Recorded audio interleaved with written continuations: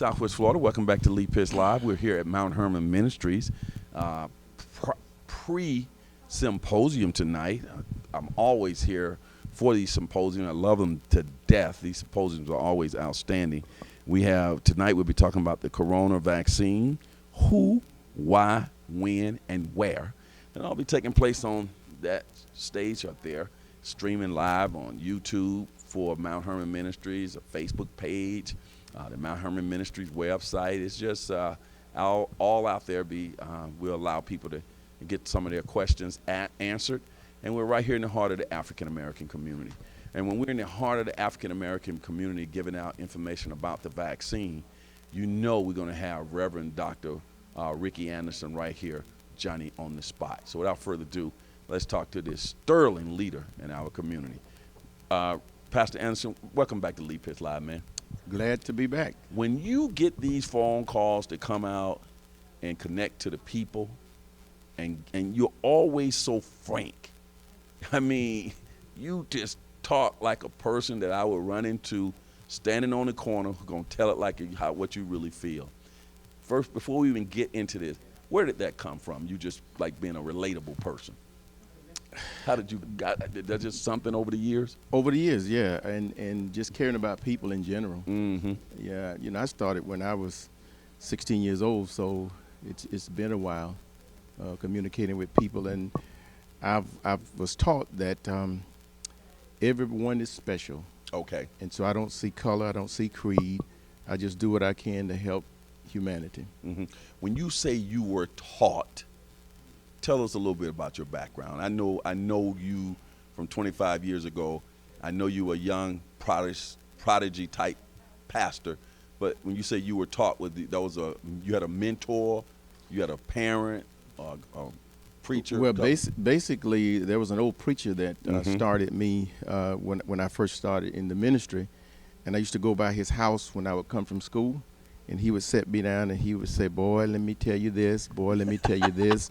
Boy, don't do this. Boy, don't do that. And I had to listen to him. You actually listened? I actually listened. His name was Reverend Lawrence. He was an old preacher back then. Shout out to Reverend Lawrence. And basically what he was instilling in me, I carried it throughout my ministry. And that's what have caused me to be a people person. Right. So when you were talking to Reverend Lawrence back then, was he saying that he could see something about you that one day you may go into the clergy as time went on? Well, I was called into the ministry at that time, and I was go by his house for some little tutoring. I got you. Yeah. All right, fascinating story. See, we gotta learn something before we get too into the science here. Now, you have been adamant about not opening up your church doors until you are really, really comfortable, because some churches are opening and doing this and that. Yes. Talk about how you came to that conclusion and where you are now. Well, came to that conclusion because, our present church building is small, and social distancing would be impossible. And if we did do it, we wouldn't have but about 3 or 4 people in church. So, and thinking about the health of the members, I did not want to put them in harm's way. So just leave the building alone and minister to them other ways, and so we've done that. Okay. Yes. You're ministering online. Right. And I think before the flood, you had people could drive up in their cars. Do drive-ins, and that was going well. Mm-hmm. Yeah. Now, you've had some signals at your church. You told me off camera that some people in your church did get the coronavirus, not in your church, but they have contracted it. So that lets you know that this is serious stuff, right? It is serious. 34 contracted the virus. We had 1 to die. And I've always taken this serious, from day one. When they start talking about the virus, it's like, well, look, I know this is serious. Even when we were told that it would go away, this is nothing. It's going to go away. You said that, right? You didn't believe it for 1 minute. No, not 1 minute. And I don't believe it today. I mean, it's killed a lot of people. Right. When it hit close to home, that's when people really start perking up. Right. And at first it was just like some innocuous people dying all around the world. Yeah. But then you start hitting home, and I have some relatives that have contracted the virus. Mm-hmm. Husband and wife, and my niece, whole family. and it's my niece when she would text me a book Mm-hmm. because she said when she talks she cough and can't stop coughing, and so she thought week before last she was gonna check out, so it's been hitting me real close at home. When you say the 34 at your church, does the age ranges and everything vary? Yes, from teens, to up to 80 in their 80s. Okay. Yeah, because we had some teens contract the virus early on, and they were actually in for like 2 months, 2 to 3 months, testing positive, back to Okay. back to back to back. Oh, really? Yes. Okay, because my son had it, and he's gone through the quarantine. He was young, and he's back back to normal. But Yeah. we kept testing him because he was still playing sports. Mhm. And like, this is just impossible. He can't keep on being negative. Yeah. He's just negative, negative, negative. Then boom, we get the little red.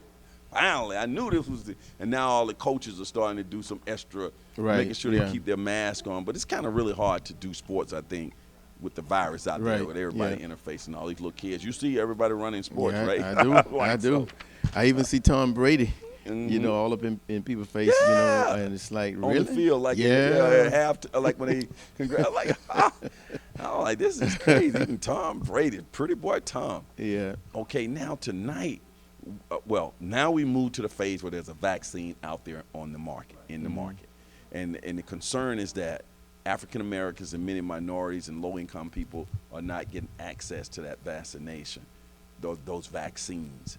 Do you have any opinions about what you've seen so far? Yes, sir. Leave from my observation and from talking with many of the African American descent, they don't want it. Really? They don't want it. I have had members to tell me, no, I don't want that. I'm gonna wait a while. Okay. And then I had someone tell me I'm afraid of needles, and I'm not taking it. Really? Yes, yes. What's your response? My response to them is, you really need to take it. Okay. The science has proven that it's not going to kill you. Mm-hmm. There was one individual that I wanted to tell. I wanted to tell them this. When they say I was afraid of needles, I wanted to tell them as an embalmer, I know embalmers use big needles. So you catch the virus and you die, you get a big needle, Yeah. Oh my goodness. Okay, so what are some ways? Let's go with two things that, in your humble opinion, from just a conscientious observer. One, what are some things that we can do to hopefully get more people to come on the side of getting vaccinated when the opportunity presents itself? Education. Okay. They got to be educated, and I think that the more education that they get, the more receptive they will be to it. Mm-hmm. And that's number one. Number two, as I had one of the guys in my church, he said, Pastor, if they are reluctant, I want you to send them this. He sent me a screenshot where he got his first vaccine. Okay. And then when he got his second vaccine, he informed me of his second vaccine. No side effects whatsoever. And this guy is close to 70 years of age. Okay. And so with him doing that, I shared, with the congregation that he's doing well. And I think when you see people that have taken the vaccine and doing well, I think it would help others to believe that they can take it as well. Okay. Now, well, you're not old enough yet to qualify. I'm not 65. Right. Lee. You want to put me No, up? I know you like right there though. You right there. No, You at the door. I'm 61. That's at the door? 62, 63, 64. Okay, I guess my point was going to be is based on some things that you were saying, when the opportunity presents itself, you're certainly going to get vaccinated. Absolutely. Mm-hmm. Absolutely. Absolutely. So you're hearing it from the pastor Oh, himself. yes, And I'm yes. going to get vaccinated. Now, you're a well-read gentleman, and you keep hearing this, well, it's not old, the conversation of the Tuskegee experiment continues to circulate in the black community, the syphilis experiment back in 1937 when about 600 black men were given the syphilis virus to see how it was going to work and all of that. And people are saying we can't trust the government based on that 1937 experiment. What do you say to them? Well, it's 2021, Hmm. and science is involved with this more heavily. And it's like what I was sharing with them in a sermon the other week. When you have expert tests Right. for things, it's a lot better than somebody trying something to see if it's going to work. Right. And a lot of medicine that we take to this day, we don't know what it is anyway. I Right. mean, we take medicine all the time. We take Aleve, Advil. We take this stuff like like chewing gum or bubble gum or some trick. Right. We don't know what all that stuff is. Don't When our know. doctor write a Don't prescription know. for the different things for our needs. And we just take it. We just take it. It's Yeah. just this thing happened to have such a high profile, the end of Yeah. the world. But let's go back to, you say the science is there. And also I would tell people that the Tuskegee experiment, that was done in secrecy. Nobody knew about it. Learned about it later on. Cloak and dagger. There was no social media. There was no Right. all this 24-hour news with people getting vaccinated and white people getting vaccinated. And we got black doctors involved with this one this time, black scientists, and white people getting vaccinated this time, and black people getting vaccinated, and Hispanics and Asians. And it's just all public. It's in the public. It's not cloak and dagger. Right. So, and I think even the medicine that we take for the flu, we don't know what that is. We just No, take a because medicine. I took a flu shot. I don't know what's in a flu shot, but I took it. Right. Yeah. I'm using that because I stole it from somebody. I think it was Chris Rock, the comedian. Right. He was like, everybody acting like all this, and most of the stuff we take, we don't know nothing about I nothing. don't know. Well, I know. And with he was so true. He just took it and put it in a comedic form. right. I know with COVID, it's like, well, I'm gonna get this flu shot because I don't want to catch the flu because I don't want, those symptoms they Right, say. right. I don't want that, so I took the flu I shot. think I'm gonna do that now. So you go out and knock that flu shot out right now. Yeah. And just at least you got something out the way, Got right? something out the way. Let me Yeah. get my flu shot out the way. Yeah. Well, Pastor, what do you hope that people would take from this symposium today? I hope that they would listen and learn, and know that there is a medical side that they're going to hear tonight, and as well as from a religious perspective as well. I hope that they would understand, especially when you think in terms of a person's life. We only have one life, and when that one is gone, it's gone.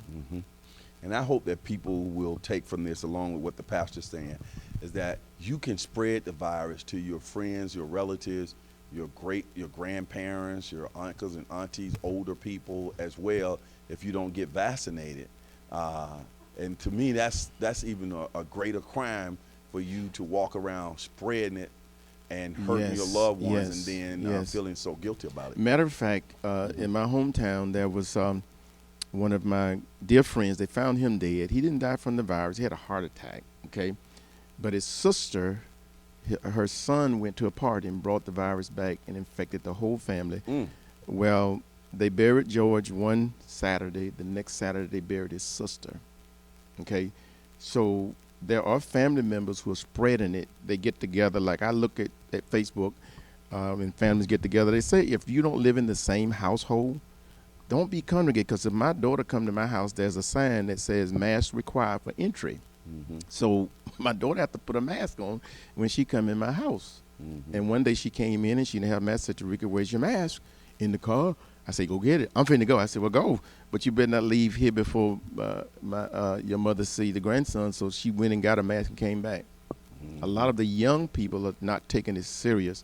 I can see you now. You guys should have seen Pastor come in here for his interview. We wiped the microphone down, got the seat wiped down. He's setting a good example. He's going to put his mask back on after this. We got about 8 feet right here for camera purposes, and I'm doing the same thing, people. I'm people start trying to get close to me. I'm like, especially the younger people just running up in my face. Even when I go to my son's basketball practices and stuff, the coaches coming up to me with their mask off, just talking like, back up, dude, back up. Yeah. Anyway, so Pastor, we're going to take a break right here. I may get a couple more interviews in, and we're going to move forward with a very important, it's probably one of the most important seminars that has taken place here, symposiums, over the last couple of years, as we talk about, what about the vaccine? This is Lee Pitts on Lee Pitts Live right here at Mount Hermon Ministries. I'll be moderating this symposium that'll be taking place live online. And if by the time you see this, if you didn't see it live, just go to Mount Hermon's Ministries Facebook page, go to the YouTube channel, go to their website and check it out. Okay, just be educated. Right. Yep. There's no secret to all this. There's nobody hiding up under the rug or anything. This is out in the open. And all of us have to participate in order for it to work, or we're going to never get back to what we call normal. Right. Okay? Yeah. We'll be right back.